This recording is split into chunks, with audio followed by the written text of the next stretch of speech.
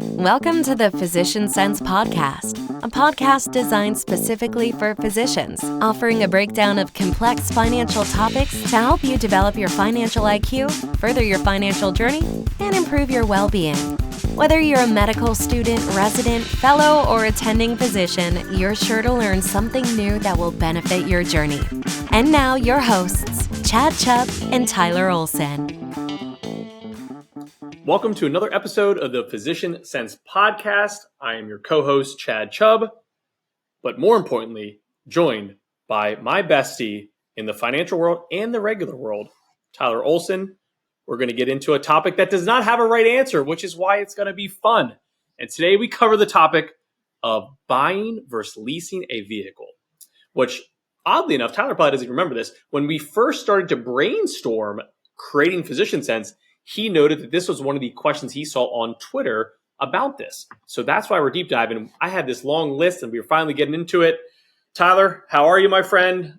An awesome topic, one that we can always find something fun to argue about. So we're going to do that today. But how are you? How's everything going?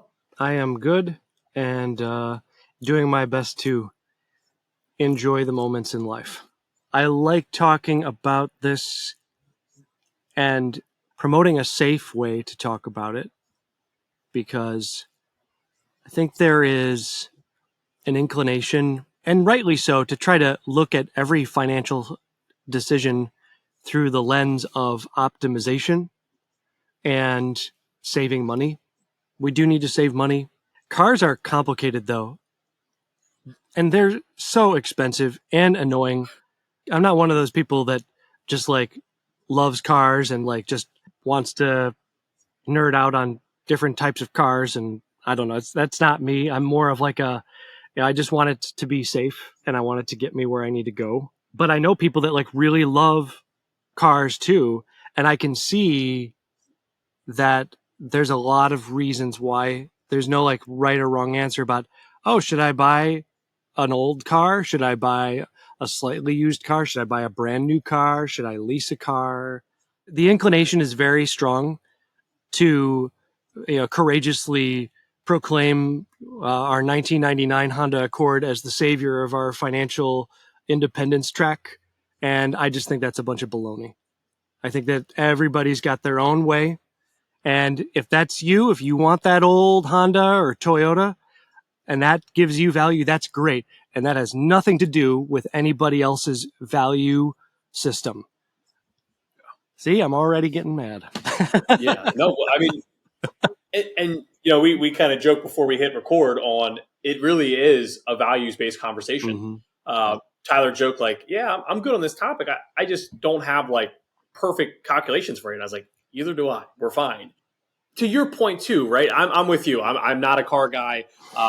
We were a one-car family for over a decade. I then rode a bike for a while. We moved to Tampa, and then I realized it gets really hot in summer, so we added a second car. To give you a good example, we bought that car on December 28th.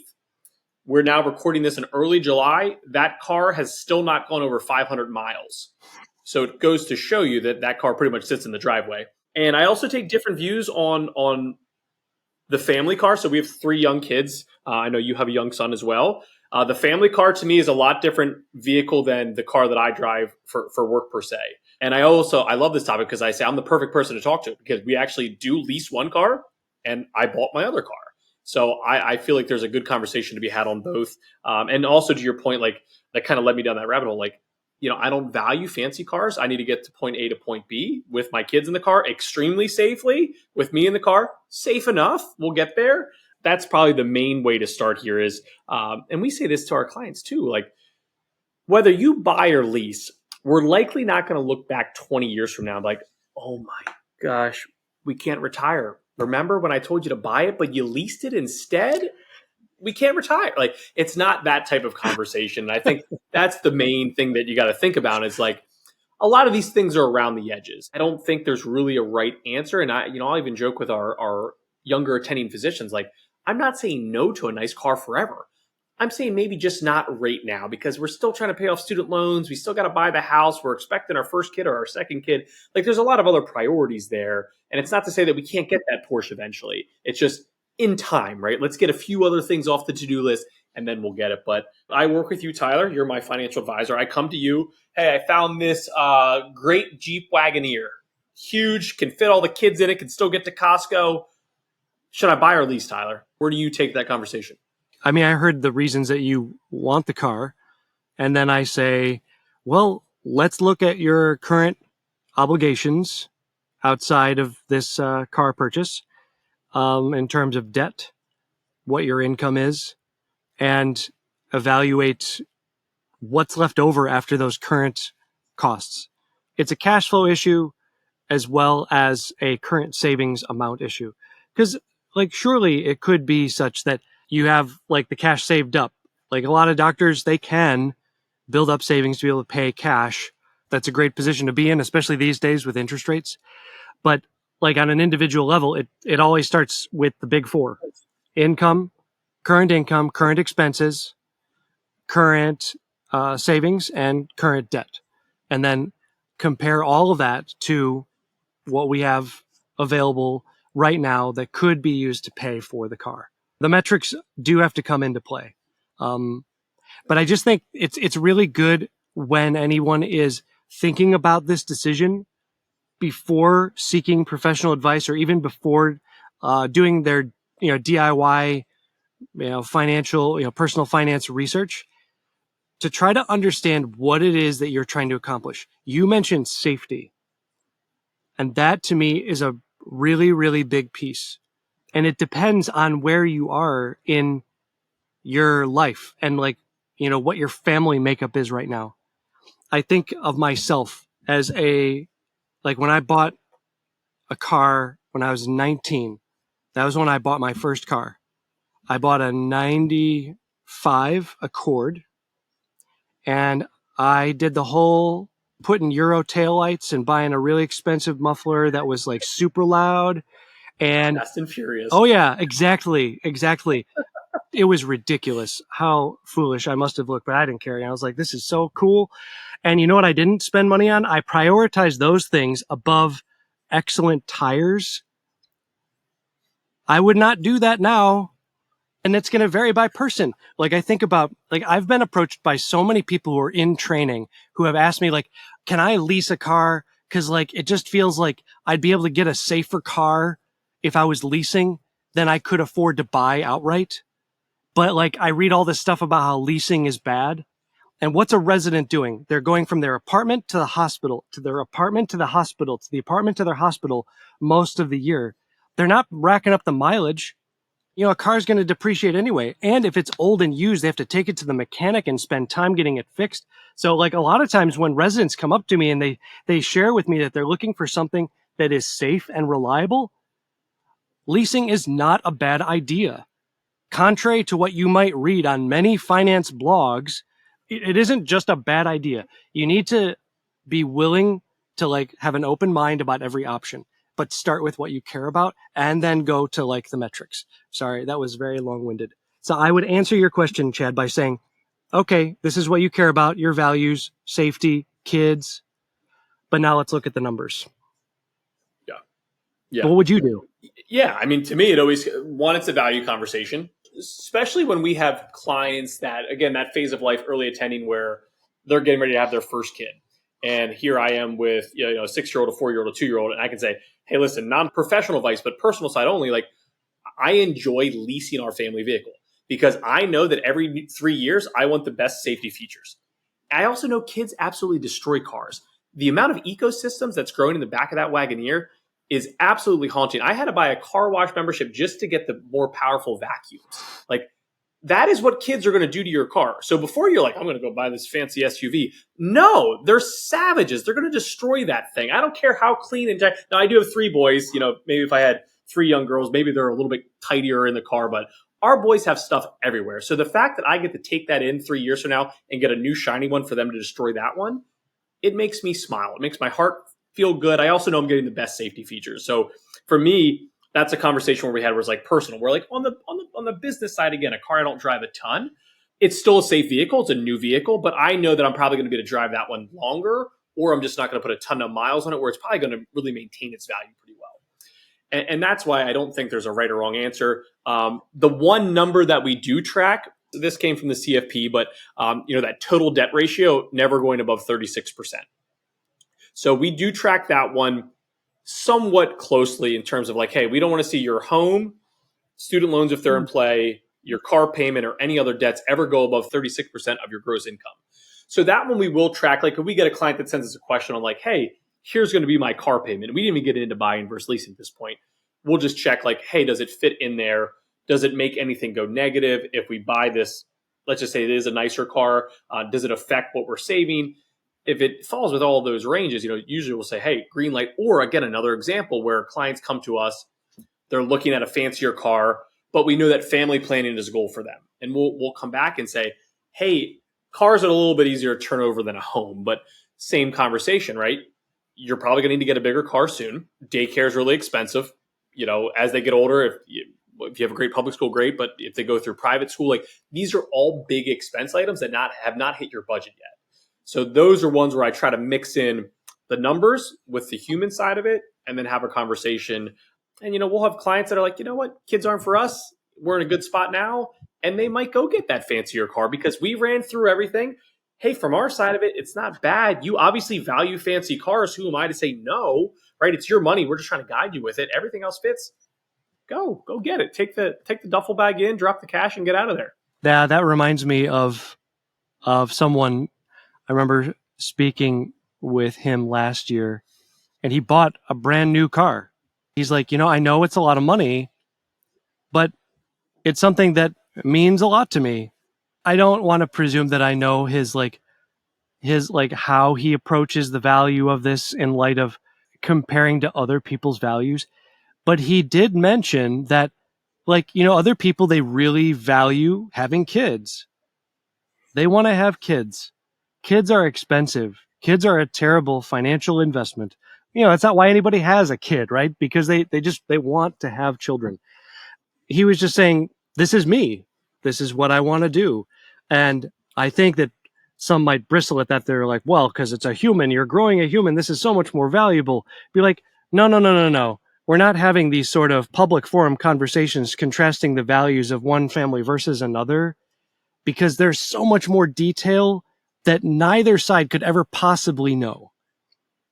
So we need to also be really careful about making comparisons, not just in public. Obviously, that needs to be mitigated, but even privately, it can really harm us internally if we think and stew too much on what we think other people might think of our decisions. You got to really focus in on what you value. Run the numbers to make sure that you've got something to back it up, and then proceed. Because, in the end, it's just a car, and you should feel content and safe to the degree that all that is important to you, and then just carry on, move on to something else. There's a little bit of stereotyping that comes in with physicians as well, in terms of keeping up with the Joneses per se. You pull into the doctor's parking lot and everyone else has the Porsche and the Tesla and the Benz and the newest BMW. And you're thinking, well, that's what they're all driving. I can't come in here. I always made the joke that the Honda Accord and the Honda Civic are like the international car of young physicians. And you're like, I can't be driving I got to still get out of the back seat for my Civic. I can't do that. I'm an attending physician now. Mm-hmm. And there's so much of that brain trash per se that you're just like, that's what everyone else is doing. I have to do that. I gotta keep that same image. And I feel like we're getting a little bit better of that as a society. This is one of my, I feel like social media has kind of made this even worse for we only see people's wins, but we don't know everything else behind it. And in defense of that too, when you see someone driving a fancy car, the one thing I always joke with my wife, it's like, we have no idea what the balance sheet looks like though. They could have the coolest car out there. They have no retirement savings. They're still renting their home. Not to say that's a bad thing. So when you see someone driving that fancy car in the doctor's parking lot, you don't even know their whole story, right? They could be fumbling in so many other spots, but they got a fancy car. And that's why you got to make good financial decisions, but most importantly, make those financial decisions based on what you value and what your family values and what your significant other values the most. Because as you said, Tyler, at the end of the day, it's a car. You need it to get point A to point B. It needs to be reliant. It needs to be safe. And that's really what you need out of a vehicle. And someday that's going to change. You can get your fancy car. And I would say all my talking points hold up until one of my clients is like an avid car collector. And they're like, no, I actually make a lot of money by buying, updating cars. And so I don't have any clients like that. One of these days, someone's going to destroy me on this topic. But until I have an avid car collector, I feel like most of those talking points hold up pretty well. And one of the things that always makes me chuckle, Tyler, is we have so many clients that are like, yes, I love buying vehicles. Leasing's horrible. You can't lease cars. And I also, going back to the other story on, being in training, don't forget, most residents and fellows, you're renting already your home. Leasing is pretty much the equivalent of renting a car, right? It's the same thing. So don't get bent out of shape. I agree. I think leasing makes a lot of sense. You're not going to have any mileage issues. You likely have a safe vehicle. And also, when you got to move across the country, if you're still well under miles, you can take it across the country and then drop it off at the dealership across the country as well. So that can also help in a few things. But back to my joke was the amount of individuals we've met. They're like, I love buying vehicles. I'm going to buy this thing. I'm going to drive it till 200,000 miles, 10 years at least. And like 3 years later, like, I think I'm going to get a new car. It's just the technology, everything's new. I'm like, what you're doing right now is a lot cheaper if you just lease. Every few years, you can get a new one. And now we do have clients that can really, take care of them and they're lasting 100, 200,000 miles. But I feel like so many people have read that headline that leasing's bad, renting's bad, leasing's bad. And they think that, well, I can't lease. That doesn't make sense. But for a lot of people, it can make sense, especially if you're in that party. Every few years, you're like, well, I did buy it, but now I want a new one. That makes a lot of sense to possibly lease. And there was another report that came out recently between all the increases in inflation, really from COVID and the cost of everything going up. It's never been more expensive to own a car right now because of the actual cost to service them. And it comes back to everything, the supply chain problems, but now they're not mechanical anymore, right? They're just giant pieces of tech at this point. Yeah. So another interesting swing in that, who knows, maybe we'll see that kind of turn back where supply chains are back to normal now. Everything kind of gets back. But I don't think cars are going to get dumber per se. I think the new era of tech vehicles is probably here forever, if not, only going to grow at even more rapid rate. Yeah. Yeah. So just some nerdy facts in there. I did a cost and risk analysis for myself on one of the cars that we bought. There was an extended warranty on like the computer systems that was available. We ran the numbers. I never thought I would buy an extended warranty, but in this case I did. Like, it was the first time that I've done that with a car. And the reason for it was because so much of the safety features are something that you rely on over the years. So if all of a sudden they stop working in 4 or 5 years, that's going to change the driving experience pretty significantly. And our priority is safety and reliability. And so I said, okay, let's lay out all the costs here. This is how much it's going to cost to have this vehicle at our disposal. And are we going to invest this additional amount in order to protect the software and the hardware associated with the safety features for a longer period of time? And we decided to do that. And it made sense for us. And so, but now I also know I'm on a track that I can reasonably estimate that we are currently able to save for our next car now that we will not likely need until 2033. Now, life happens, of course. So it's important to not be like, nothing bad is ever going to happen. But it was a reasonable plan for us, and we feel good about it. So I think it's really important to just take the time to think through what it costs, what am I trying to get, what will help me to not have to think about this stupid car any more than I have to. Because when it's new, it's really cool, but eventually it's just kind of like, it's the car, so we just want to put it in its place and, take care of it, take care of ourselves and our loved ones. And that's all that we can ask from this decision. Yeah. And just a personal story on the car leasing idea to kind of build on what you were saying there, Tyler. Just last week, get into the car, turn the car on, think I'm just going to go for a casual drive, lights up like a Christmas tree board. Seeing everything going off. Usually with certain things, it might say check engine light. You're like, well, we probably have a few more miles on it, right? We're okay. But this one had the anti-lock brake system. So that was my red flag on, oh, sugar, I should probably get it checked out. This was coming out of a holiday weekend too. So I call them. They're like, we can't fix it today, but let's run a diagnostics to make sure your car is not going to blow up and it's safe to put the kids back in the car. Long story short, I go over there. They run the diagnostics. They're like, did it feel like you couldn't brake that well? I was like, yes. Oh my gosh. I felt like I was going to crash into every red light coming through here. So they're like, yeah, definitely not safe to drive. So already I'm thinking, thank God I lease, because I know that this is probably not going to be a cheap fix. Something's wrong in the front sensor. And then on top of that, they're like, yeah, so we can get it fixed for you. The part will be here in about 2 weeks. So naturally, my next thought was, thank goodness again that they have to pay for my vehicle the entire time. So nothing through insurance, none of that, but another vote towards why leasing can sometimes be a lot less stressful, especially in those moments, because without that, you have the cost of the repair, you have the rental car in there. So just one of those times again where, it even goes back to what I said earlier, where it says cars are more expensive to own today. So leasing a vehicle kind of made me feel a little bit better in that situation. Regardless, it still kind of stinks that the rental car they gave us is not nearly as big as the Wagoneer, but we still fit 3 car seats in it, just not as spacious. Maybe not going to get any paper towels or toilet paper from Costco with our current vehicle, but we'll figure it out. So another vote for the lease. I don't know, Tyler, that feels pretty good here. A fun topic. Another topic where if you have certain questions, please send them our way. But our favorite answer in personal finance, the right answer is always, it depends. And I think that's perfect for this one. And we kind of joked before we got on here, making it a values-based conversation. And it really is a values-based conversation and decision for you and your family. So fun topic to say the least. If you have other questions on it, send them our way. Like I said, there's never going to be a right answer. There's probably some nerdy formulas out there. We keep it basic, at least with that 36% rule. But even there's still a lot of conversations to be had in there. Thanks, Tyler. Appreciate it. Always a good conversation with you, no matter what the topic is. This one in particular is a lot of fun. So I'll catch you on the next one, my friend. This information is for general purposes only. This information is not intended to be a substitute for specific professional, financial, or tax advice, as individual concerns vary. Please see a financial professional, CPA, and/or an attorney in regards to your own individual situation. Wealth Wheels Advisory Services and Financial Planning offered through Vicus Capital Inc., a federally registered investment advisor.